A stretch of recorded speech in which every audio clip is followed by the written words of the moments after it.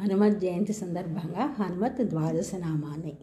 హనుమాన్ అంజనాసూను వాయుపుత్రో మహాబల రామేష్ట ఫల్గుణసక పింగాక్షో అమిత విక్రమ ఉదధిక్రమణశ్చైవ సీతాశోక వినాశక లక్ష్మణ ప్రాణదాతా చ దశగ్రీవశ్చ దర్పక.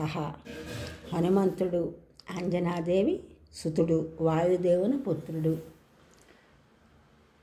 రామునికి ప్రియమైనవాడు, ఫల్గుణ సఖుడు అనగా అర్జునునికి సఖుడు. అర్జునుని రథం పైన కపిధ్వజము అనగా ఆంజనేయ స్వామి చిత్రం ఉన్న జెండా ఉంటుంది. త్రేతాయుగమున తర్వాత ద్వాపర యుగం వచ్చినప్పటికీ కూడా అర్జునునికి సఖుడు అంటే ఆంజనేయ స్వామి చిరంజీవి కనుక.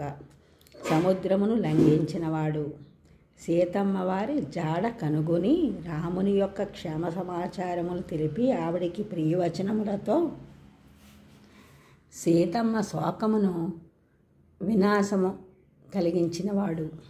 లక్ష్మణుడు మూర్ఛిల్లినప్పుడు సంజీవుని పర్వతమును తీసుకుని వచ్చిన ప్రదాత.